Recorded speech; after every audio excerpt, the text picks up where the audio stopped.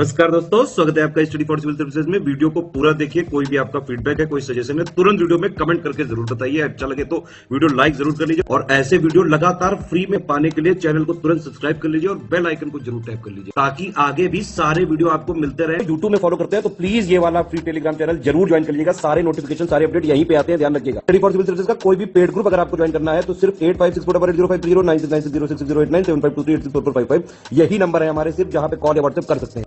Instagram पे हमारा page जरूर फॉलो कर लीजिएगा, स्टडी फॉर सिविल .सर्विसेज है। ट्विटर पे हमको जरूर फॉलो कर लीजिएगा, @स्टडी फॉर सिविल्स है।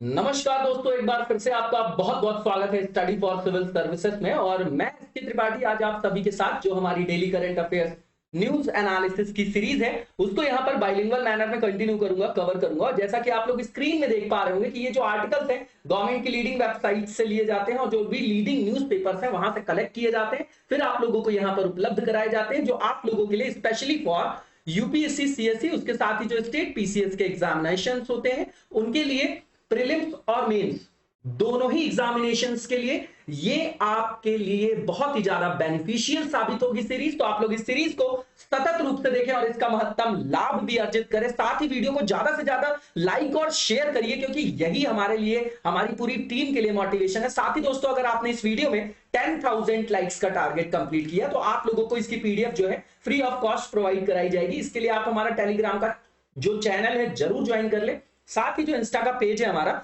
उसको भी फॉलो कर ले। तो आइए किन टॉपिक्स को देखने जा रहे हैं हम लोग। सबसे पहले पीएम दक्ष योजना है, वल्नरेबल ग्रुप्स के लिए, इसलिए इंपॉर्टेंट हो गई हमारे लिए। सोशल इशू का पार्ट है, जीएस पेपर 1 2 दोनों में रखा जा सकता है, सोशल जस्टिस में भी आएगा ये आपका। इसके बाद ग्लोबल जियोपॉलिटिक्स देखेंगे कि किस तरीके से रशिया और यूक्रेन का जो क्राइसिस है वो वैश्विक समीकरणों पर क्या प्रभाव डाल रहा है, तो सेकंड पेपर का पार्ट है आपका। इसके बाद न्यूक्लियर पॉलिसी को देखेंगे कि किस तरीके से, जैसे चाइना एग्रेसिव राइज कर रहा है, जापान के ऊपर यूएस का अपना जो है एक तरीके का क्या है, प्रतिबंध है ना, रोक है कि वो जो है अपनी जो सेना का आधुनिकीकरण नहीं कर सकता। इस तरीके से वो क्या कर रहा है कि अपनी सेना ही नहीं है उसके पास और सेना का आधुनिकीकरण नहीं कर रहा है। साथ ही जो इंडिया की पॉलिसी है वो कैसी है, हम कि पहले यूज नहीं करेंगे, है ना, और मिनिमम डेटरेंस की पॉलिसी है हमारी, ठीक है। तो इसको अब रिवाइव करने की जरूरत है ना, सिक्योरिटी के कंसर्न से, जैसे साउथ चाइना सी हो गया आपका, ईस्ट चाइना सी हो गया, पूर्वी चीन सागर हो गया आपका, इंडो पैसिफिक एरिया हो गया, उसके संदर्भ में बात कर रहे हैं। ये आपका न्यूक्लियर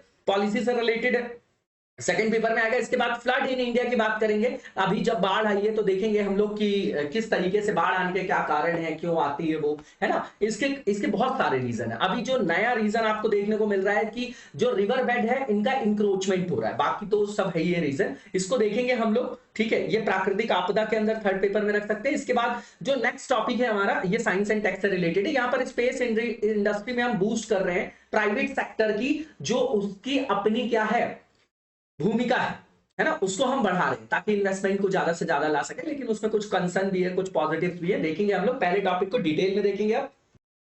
तो ये पीएम दक्ष योजना के बारे में बात कर रहे हैं, स्कीम के बारे में बात कर रहे हैं। पीएम दक्ष ये किसके लिए, वल्नरेबल ग्रुप्स के लिए। यहाँ पर सामाजिक न्याय और अधिकारिता जो विभाग है हमारा, उसने अभी जो है पीएम दक्ष पोर्टल और पीएम दक्ष मोबाइल ऐप लॉन्च किया था, है ना, 2021 में 8 अगस्त को। नॉर्मल सी बात है। अब यहां पर क्या है, इसको याद रखिएगा, ठीक है। अब ये किस लिए है, तो पहले डिपार्टमेंट ने यहां जो असिस्टेंस था स्किल डेवलपमेंट के लिए, उसको क्या किया है, मॉडिफाई किया है ना। स्किल डेवलपमेंट के लिए पहले OBC, economically backward class, D notified tribes इसके अंतर्गत थी। अब इसमें इंक्लूजन किया गया है एससीज का, और जो आपके सफाई कर्मचारी हैं, ठीक है ना, जो सफाई कर्मचारी हैं उनको वहां पर शामिल किया गया। केंद्रीय क्षेत्र की योजना है ये आपकी, सेंट्रल सेक्टर, और ये क्या है आपकी पीएम दक्ष योजना, इसका नाम है, ये याद रखिएगा, ठीक। इसके बाद अगर आप देखेंगे तो यहां पर जो इसका मेन पर्पस है वो क्या है, स्किल डेवलपमेंट।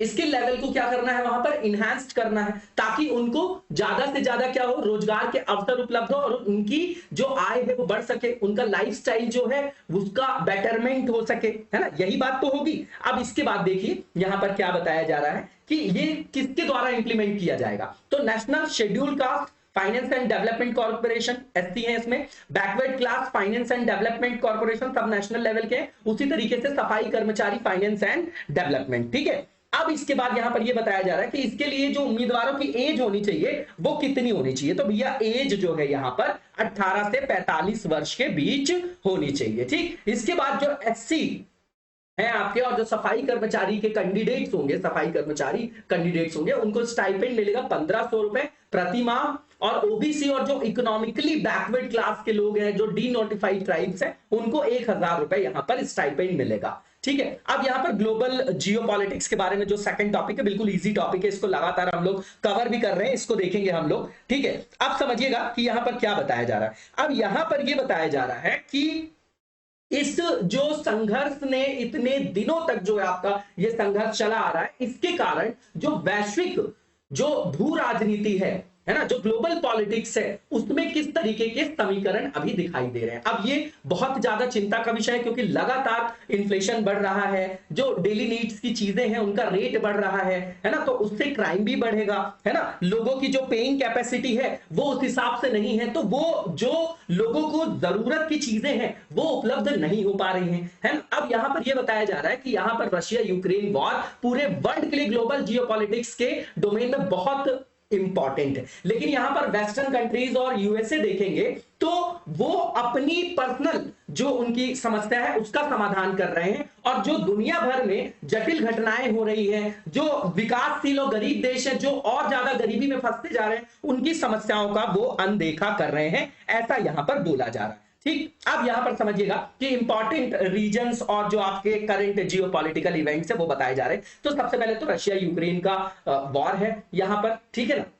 अब यहां पर समझिएगा कि ये रूस ने जैसा किया है यहां पर, कि जैसे इंटरनेशनल बॉर्डर वहां पर वो कब्जा करने की बात कर रहा है अगर, तो उसकी इस तरीके की महत्वाकांक्षा को देखकर, जैसे चाइना की एग्रेसिव पॉलिसी, तो और भी राष्ट्रों का जो आपका मोटिवेशन वो होगी, उनको मिलेगी, उनको प्रेरणा मिलेगी कि वो भी इसी तरीके से लोगों की टेरिटरी को एक्वायर करें। ठीक है, बात समझ में आ गई। ठीक, दूसरी चीज ये कि लगातार जैसे खाद्य पदार्थों की और फर्टिलाइजर्स की, उर्वरक की, क्रूड ऑयल्स की, है ना, नेचुरल गैस की इतनी ज्यादा जो लागत बढ़ रही है, उससे बहुत ज्यादा अर्थव्यवस्थाओं में ऋणात्मक प्रभाव पड़ा है। इसके बाद आप देखेंगे कि यहां पर जैसे दुनिया भर में विदेशी संबंधों में अपना प्रभुत्व रखने वाले 3 महत्वपूर्ण देश हैं आपके, जैसे जर्मनी, फ्रांस, यूनाइटेड, तो ये अपनी यूनाइटेड किंगडम, तो ये अपनी प्रॉब्लम्स पे क्या है, स्टक है। जैसे जर्मनी के पास अभी जो लीडरशिप है उसके पास अनुभव नहीं है, उतना नया नेतृत्व है, तो उसके पास एक्सपीरियंस नहीं है अप टू द मार्क, तो वो फॉरेन पॉलिसीज को मैनेज नहीं कर पा रहा, पहली चीज। दूसरी चीज अगर आप यहां पर देखेंगे जो बताई जा रही है कि अमेरिका के करीब होने के बावजूद भी जो यूरोपीय कंट्री है, यूरोपीय जो देश है, वो अपनी ऊर्जा जरूरतों के लिए अत्यधिक निर्भर है किनके ऊपर, रशिया के ऊपर। ठीक है, तो इसके कारण जो रशिया के ऊपर सैंक्शंस भी लगाए जा रहे हैं, तो उसको अपनी एग्रेसिव पॉलिसी को वापस लेने के लिए बाध्य नहीं किया जा सकता,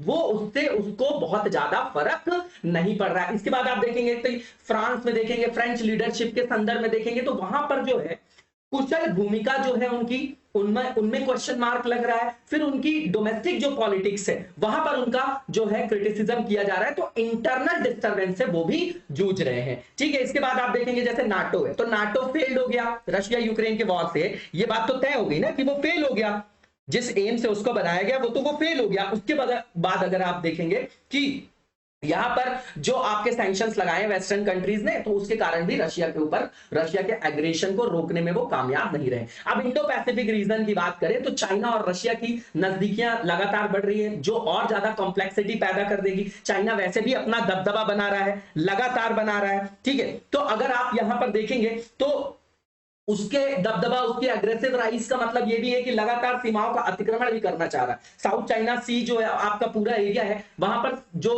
आसपास की जो कंट्रीज है वो लगातार परेशान है, आप देखते होंगे हमेशा मुद्दा बना रहता है। इसके बाद आप देखेंगे कि इसी क्षेत्र में उसकी सबसे ज्यादा एग्रेसिव पॉलिसी भी है, पूरा समस्याग्रस्त क्षेत्र पे आपका ये है ना, प्रॉब्लमेटिक एरिया, समस्याग्रस्त क्षेत्र। इसके बाद आप देखेंगे कि यहां पर जैसे चाइना का डोमिनेंस है, तो उसको चैलेंज करने के लिए जैसे क्वाड जैसे ग्रुप बनाए गए, इंडिया, यूएस, ऑस्ट्रेलिया और यूएस ने, है ना। क्यों बनाए, क्योंकि वो चाइना को कहीं ना कहीं उसका सीमांकन करना हम चाहते हैं। ठीक है, इसके बाद आप देखेंगे कि जो ऑकस है आपका, है ना, उसको भी बनाया गया है। ठीक है ना, ठीक है, ऑस्ट्रेलिया है, यूके है, यूएस है। ठीक है, तो इसमें जो है सबमरीन वगैरह देने की ऑस्ट्रेलिया को जो है यहां पर डील है। ठीक है, तो उसको जो है और ज्यादा सशक्त बनाया जा रहा है। ठीक है, इसके बाद आप देखेंगे कि जो ये एरिया है आपका इंडो पैसिफिक एरिया पूरा देखेंगे, अगर आप इंडो पैसिफिक एरिया अगर आप देखेंगे तो ये नेचुरल रिसोर्सेस का सेंटर है। तो अगर नेचुरल रिसोर्सेस का ये सेंटर है तो इसका मतलब क्या है कि इसका बहुत ज्यादा आर्थिक, सामाजिक और भू राजनीतिक महत्व है।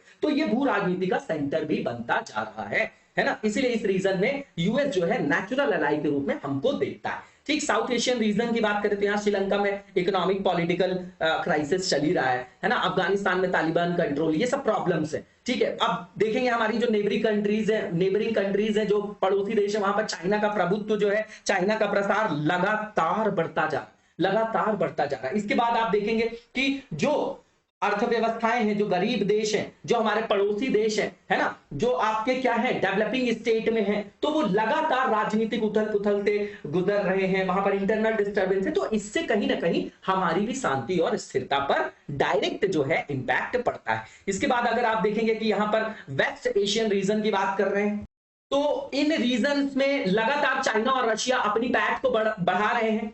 ठीक है, तो यहां पर क्या है कि अमेरिका के सहयोगी, जैसे मान लीजिए ईरान को वो क्या करता है, काउंटर करता है, उसके न्यूक्लियर डील के लिए उसने कई सारे सैंक्शंस लगाए। तो उन विकल्पों का दोहन कर रहा है कौन, रशिया और चाइना। तो ईरान को एक बेस की तरह यूज कर रहा है। तो कहीं ना कहीं ये इंटरनेशनल पॉलिटिक्स पे, इंटरनेशनल पीस और जो आपकी स्टेबिलिटी, उस पर निगेटिव इंपैक्ट डाल रहा है। अब यहां पर आप देखेंगे कि ये एरिया ऑलरेडी जो है वेस्ट एशिया वाला जो एरिया है, शिया सुन्नी कॉन्फ्लिक्ट है, वहां पर जातीय संघर्ष है ना। अब यहां पर आप देखेंगे कि अमेरिका और जो सऊदी है उसके बीच में लगातार जो है मित्रता कम हुई, और यहीं पर इसका फायदा उठाकर अगर आप देखेंगे, है ना, तो वहां पर रशिया वगैरह इसको जो है ये कार्ड हमेशा खेल रहे हैं, है ना, लगातार। अब यहां पर आप देखेंगे कि जैसे अमेरिका, यूएई, इजराइल, इंडिया जैसे जो आपके देश हैं, उनके साथ कई संगठन बना के आगे आने की कोशिश लगातार कर रहा है। क्या कर रहा है, लगातार कर रहा है। ठीक है, अब यहां पर अगर आप देखेंगे कि अगर भारत इस तरीके की कोई पार्टनरशिप को ज्वाइन करता है, जैसे क्वाड है ना, क्वाड के साथ हम शामिल हुए, ठीक है, तो जैसे यूएसए, यूएई है, इजराइल, इंडिया, इनके साथ हमें लगातार जो है अपनी जो आपकी कनेक्टिविटी है, जो अपनी ग्रुपिंग है, वो लगातार बढ़ा रहा है। कौन बढ़ा रहा है, यूएस बढ़ा रहा है। ठीक है, अब अगर यूएस ये बढ़ा रहा है तो इससे करना क्या चाह रहा, पावर गेन, कि बैलेंस ऑफ पावर, चाइना और रशिया को वो काउंटर करना चाह रहा है। ठीक है, अब मैं हमेशा बोलता हूं कि जब भी हम आईआर पढ़ रहे हैं तो बैलेंस ऑफ पावर, है ना, शक्ति संतुलन अगर हमको याद है, हमको ग्रुपिंग याद है कि भैया यूएस है, वेस्टर्न कंट्रीज एक तरफ है, एक तरफ आपका रशिया हो गया और चाइना हो गया। इसके कारण हिस्टोरिकल रीजन है, क्यों, क्योंकि ये कैपिटलिस्ट इकोनॉमी, कैपिटलिस्ट कंट्री, और ये सोशलिज्म हमेशा की ये राइवलरी है। ठीक है, तो कहने का मतलब यह है कि भारत को भी इस तरीके से रशिया को भी मोबिलाइज करना है और यूएस को भी, और यहां पर प्रैग्मेटिक जो है वो क्या है, हमको फॉरेन पॉलिसी बनाने की जरूरत है, जहां पर हमको प्रायोरिटी में हमारे राष्ट्रीय हित को रखने की जरूरत है, जो आपका बेस होता है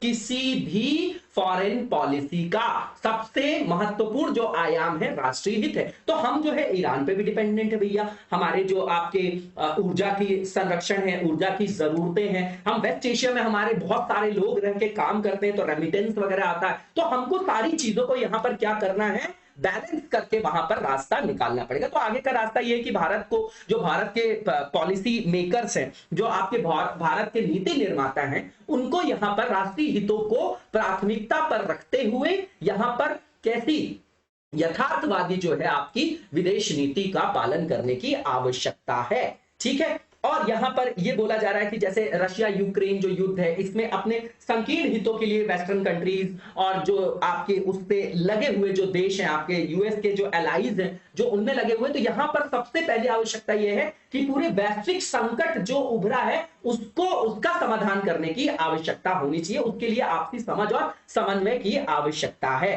ठीक है, अब यहां पर जो हमारे नीति निर्माता उनको यह भी याद रखना चाहिए कि इंडो पैसिफिक हो, चाहे साउथ ईस्ट एशिया का एरिया हो, है ना, चाहे वेस्ट एशिया, तो इनको सबको हमको इन फैक्टर्स को ध्यान में रख के जो है अपनी फॉरेन पॉलिसी को फॉर्मुलेट करना चाहिए। ठीक, इसके बाद हम देखेंगे कि यहां पर ये भी बता रहे हैं, नेक्स्ट जो पॉइंट है यही बताया जा रहा है कि जो हमारे राष्ट्रीय हित के अनुकूल हो उसी तरीके से हमको पॉलिसी को फॉर्मुलेट करना चाहिए। क्वेश्चन लिखा हुआ है, आप लोग क्वेश्चन तो लिख के दिखाते नहीं है, मैं रेगुलर डेली जो है आपसे यहां पर क्या करता हूं, रिक्वेस्ट करता हूं। बहुत अच्छा क्वेश्चन है, इसको लिख के दिखाइएगा कमेंट बॉक्स में। इसके बाद नेक्स्ट जो क्वेश्चन है, नेक्स्ट जो आर्टिकल है हमारा न्यूक्लियर पॉलिसी से रिलेटेड है। तो यहां पर बोला जा रहा है कि इंडिया और जापान को जो है फिर से सोचना चाहिए अपनी न्यूक्लियर पॉलिसी के बारे में, है ना। तो यहां पर चाइना की जो आपकी अग्रेसिव पॉलिसी है, लगातार उसका आगे बढ़ना जो है आपका, है ना, उसके संदर्भ में ये आपका टॉपिक रखा गया है। कह रहे हैं, ऐसा अनुमान के मुताबिक कहा जा रहा है कि 2030 तक जो चाइना का आर्सेनल है ना, शस्त्रागार है, वो बढ़कर 1000 हो सकता है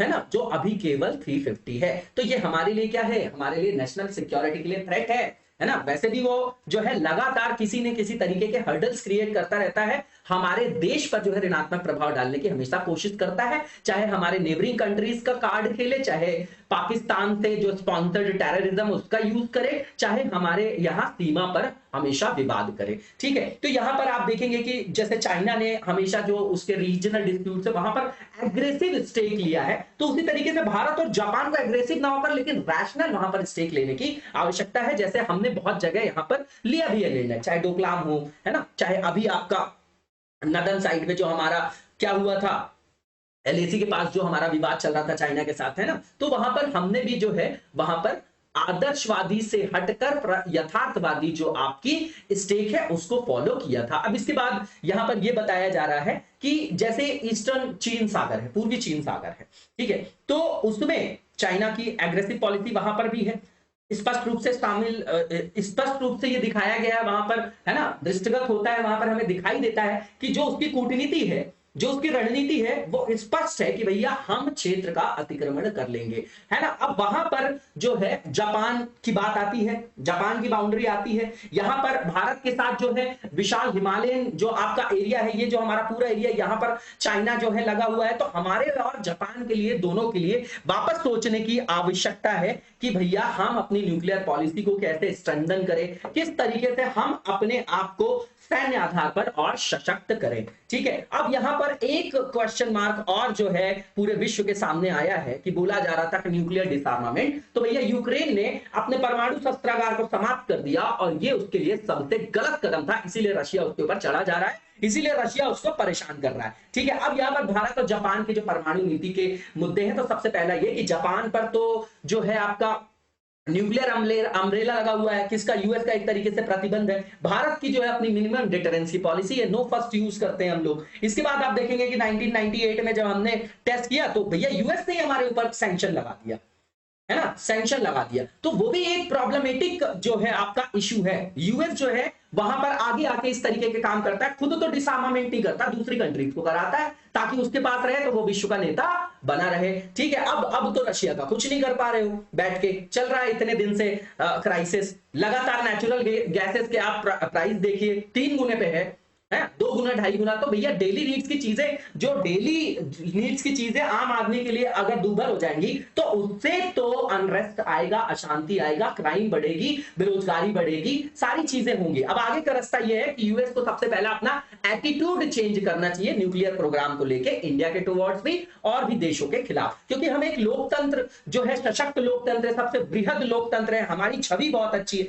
तो कम से कम हमारे ऊपर इस तरीके की कैप नहीं लगाई जानी चाहिए। इसके बाद अगर आप देखेंगे तो चाइना के खिलाफ जो है एक मजबूत जो भारतीय परमाणु निवारक जो है आपकी आवश्यकता है, समझिएगा, स्ट्रॉन्ग न्यूक्लियर डिटरेंट की बात करें अगेंस्ट चाइना, है ना, ये क्या है आपका, समझिएगा कि अगर हम शस्त्रागार के आधार पर वीक होंगे तो चाइना जो है हमारे ऊपर हावी होगा कि नहीं होगा, और अगर चाइना हावी होता है और चाइना ज्यादा जो है अपने शस्त्रों को बढ़ाता है, न्यूक्लियर जो उसके शस्त्रागार है, परमाणु जो शस्त्र उसके उसको बढ़ाता है, तो कहीं ना कहीं एशिया और इंडो पैसिफिक एरिया में जो आपकी जियोपॉलिटिकल स्टेबिलिटी है, भू रणनीतिक जो आपकी स्थिरता है, उस पर ऋणात्मक प्रभाव पड़ेगा। इसके बाद यहां पर यह बोला जा रहा है कि जैसे भारत, फ्रांस और अमेरिका के बीच में इंफ्रा जैसे ऑकस है, उस तरीके के समझौते किए जाने चाहिए ताकि जो बैलिस्टिक मिसाइल को ले जाने वाली जो आपकी पनडुब्बियां वगैरह है ना, उनके साथ साथ जो परमाणु हमला करने वाली पनडुब्बियां, इनको हम तेजी से विकास कर सके और अपने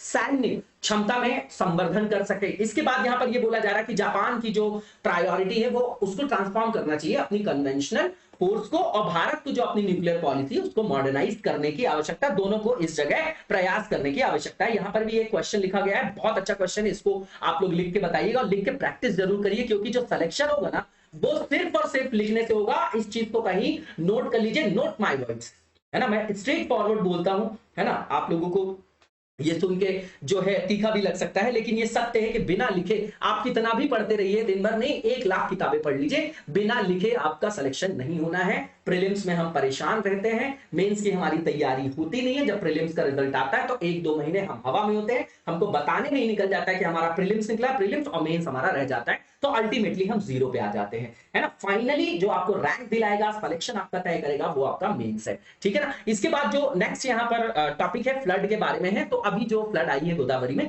तो उसके कारण जो है ये चर्चा में है। की पॉइंट यहाँ पर देखेंगे कि बाढ़ के कारण कितना नुकसान होता है। तो प्रतिवर्ष औसतन जो है 75 लाख हेक्टेयर जो लैंड है हमारी, वो आपकी बाढ़ से प्रभावित हो जाती है। किससे प्रभावित हो जाती है? बाढ़ से प्रभावित हो जाती है, ठीक। और बाढ़ के कारण लगभग जो एक वर्ष में लोगों की जान जाती है प्रतिवर्ष 1600 लोगों की, है ना। ये तो डेटा है, और भी ज्यादा है। उसके अलावा जो क्षति होती है आर्थिक आधार पर, मौद्रिक आयाम पर, वो 1805 करोड़ रुपए का नुकसान होता है। यहां पर नदन प्लेन की बात करें तो सतलज का मैदान है, गंगा का मैदान, ब्रह्मपुत्र का मैदान है, ये ज्यादा वल्नरेबल है आपका क्षेत्र। कारण ये है कि यहाँ पर युवावस्था में नदियां रहती हैं, जो जल्दी जल्दी अपने कोर्स को चेंज करती हैं, है ना। और बहुत ज्यादा जो है उनको क्या होती है, गति बहुत ज्यादा होती है, उनमें ग्रेविटेशन बहुत ज्यादा होता है। तो कहने का मतलब ये कि जब उनमें गति ज्यादा होगी तो वो ज्यादा इरोड करेंगे, ज्यादा अपरदन करेंगे, तो उससे सेडिमेंट्स आएगा, फिर कहीं सेडिमेंट्स रुक जाएगा तो वहीं पर बाढ़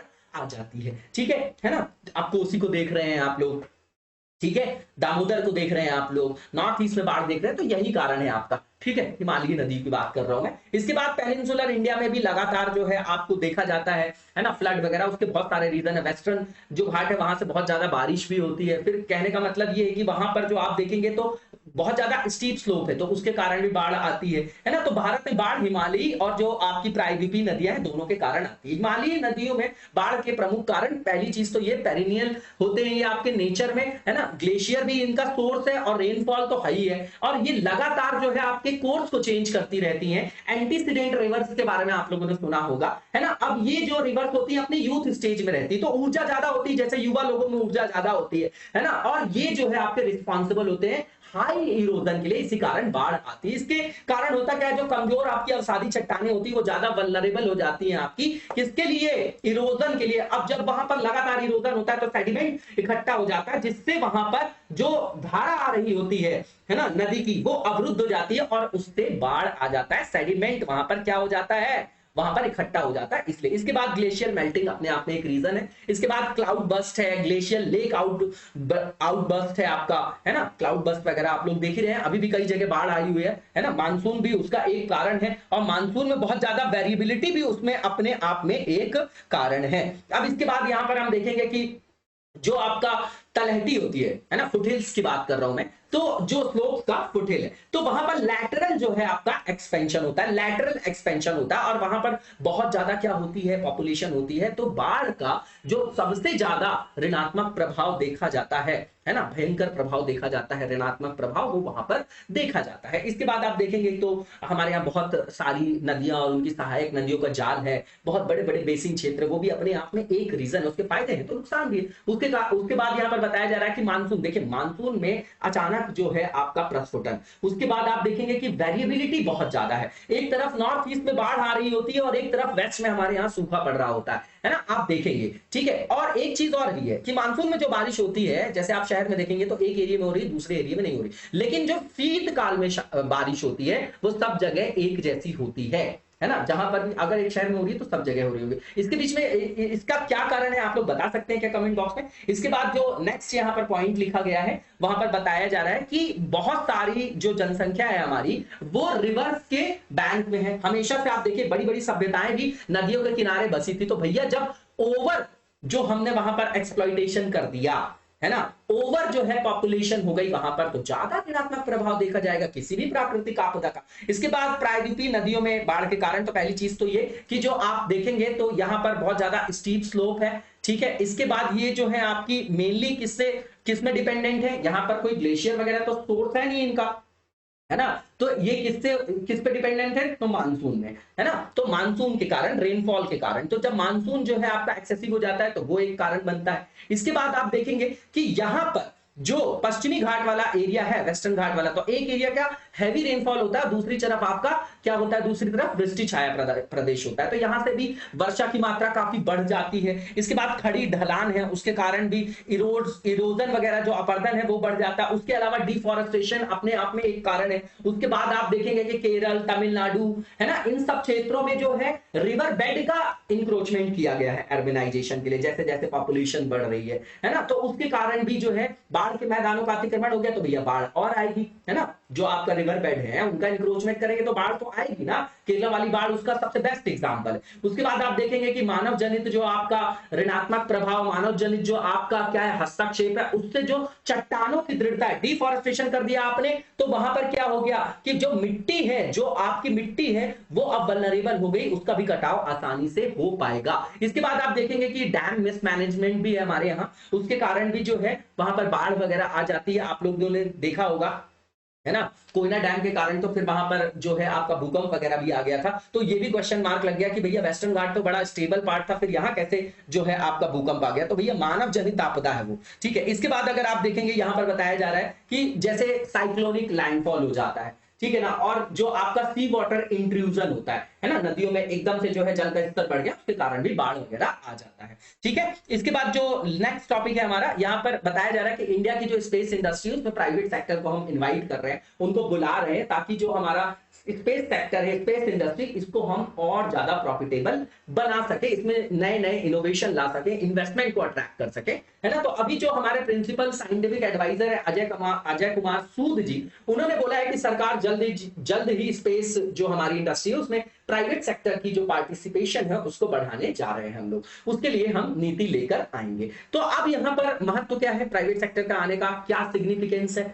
क्या फायदा होगा, तो सबसे पहले चीज ये कि हम इन्वेस्टमेंट जो है ज्यादा से ज्यादा लाभ पाएंगे, है ना, और उससे जो है एडिशनल बूस्ट मिलेगा इस सेक्टर को। इसके बाद इस सेक्टर में इंटरप्रेन्योरशिप का डेवलपमेंट होगा, है ना, और ज्यादा बढ़ेगा, इनोवेशन और ज्यादा होगा, है ना, जब प्राइवेट सेक्टर आएगा तो, ठीक। इसके बाद बताया जा रहा है कि जो इंडिया का शेयर है अभी पूरे ग्लोबल मार्केट में, अगर स्पेस मार्केट की बात करें हम लोग, स्पेस इंडस्ट्री की, तो केवल 2% है, 7 बिलियन यूएस डॉलर के वर्थ का। अब यहां पर बताया जा रहा है जैसे एलन मस्क की स्पेस एक्स कंपनी है, तो उसकी इतनी सफलता को देखकर पूरे विश्व में लोगों को पता चला कि भैया प्राइवेट प्लेयर्स की भी कितनी बड़ी महत्ता हो सकती है स्पेस सेक्टर में, ये भी एक रीजन दिया जा रहा है। इसके बाद बताया जा रहा है कि जैसे निजी क्षेत्र आएगा तो इससे जो अंतरिक्ष प्रौद्योगिकी है उसको हम सशक्त कर सकेंगे, और सुरक्षित और प्रभावी साधनों के माध्यम से जैसे क्लाइमेट चेंज के जो इम्पैक्ट है उसको भी मिटिगेट करने में हम आगे बढ़ सकेंगे। इसके बाद यहां पर बताया जा रहा है कि जैसे डिमांड जो है आपकी, है ना, अंतरिक्ष यान की, उपकरणों की, तो जब निजी क्षेत्र आएगा तो हम वहां पर उत्पादन ज्यादा कर पाएंगे, तो उन मांगों की भी पूर्ति कर सकेंगे, जिससे हमको आय भी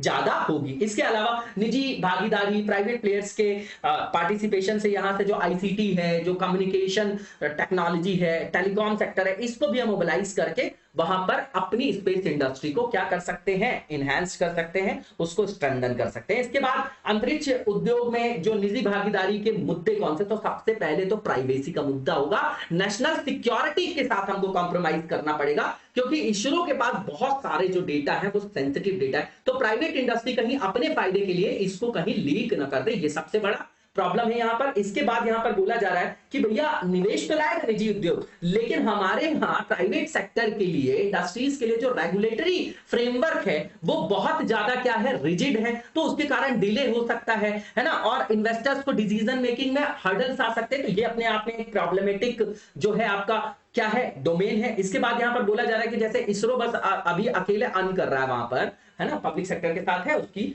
जो पार्टनरशिप, लेकिन वो इनकम जो है उसमें एक तरीके से उसका डोमिनेंस है, तो जैसे प्राइवेट प्लेयर्स आएंगे तो उसकी इनकम में क्या होगा, इरोड होगा, उसकी इनकम कम होगी, उसकी आय में कमी होगी, तो उससे कहीं ना कहीं देश की सरकारी राजस्व में कमी आएगा।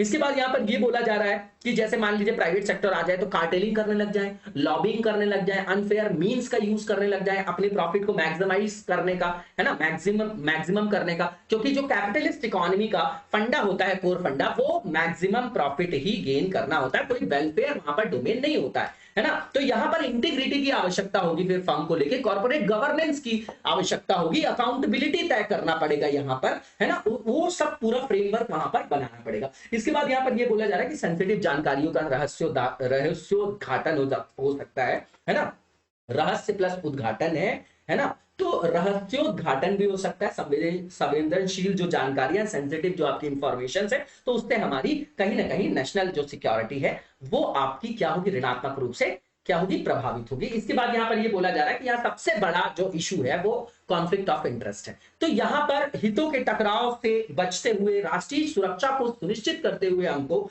यहां पर प्राइवेट सेक्टर को अगर लाना है तो उनका सीमांकन करने की भी आवश्यकता है। तो हमको यहां पर स्पेस इंडस्ट्री को भी क्या करना है, स्ट्रेंथन करना है, और अपनी सिक्योरिटी को भी क्या करना है, स्ट्रेंथन करना है। तो दोनों ही एंगल में हमको क्या करना है, यहां पर यथार्थवादी नीति को फॉर्मुलेट करके इस तरीके से यहां पर निजी क्षेत्र को हम आमंत्रित कर सकते हैं। वे फॉरवर्ड यहां पर ये दिया गया है, क्वेश्चन जो यहां पर दिया गया है इसको आप लोग लिख के दिखाइएगा। इसके बाद जो नेक्स्ट पेज हमारा एमसीक्यू से रिलेटेड है, सबसे पहले कंगारू कोर्ट की बात करेंगे हम लोग, है ना। जैसे आप देखे होंगे कि पाकिस्तान के संदर्भ में हमेशा कंगारू कोर्ट का नाम आता रहता है, ठीक है। हमारे यहाँ भी बहुत सारे जो इनफॉर्मल जो आपकी क्या होती है, कोर्ट होती है, उसको हम क्या बोलते हैं, कंगारू कोर्ट। तो इसके बारे में स्टेटमेंट बताना है कौन सा ट्रू है। तो पहला ये कि जो कंगारू कोर्ट है ये आपका न्यायिक प्रणाली के खिलाफ है, पहली चीज। और दूसरी चीज ये है कि इसका जो जजमेंट होता है वो प्री डिटरमाइंड होता है ना। तो ये न्याय है ही नहीं एक तरीके का, पहला स्टेटमेंट बिल्कुल ठीक है। दूसरा ये कि ये जो है आपके न्याय के मानकों पर काम नहीं करता, बिल्कुल ठीक बात है। तीसरा ये कि इसका जो प्रोसीजर होता है वो सिर्फ औपचारिकता के लिए किया जाता है, क्योंकि डिसीजन तो पहले से तय होता है। तीसरा भी स्टेटमेंट ट्रू है यहाँ पर।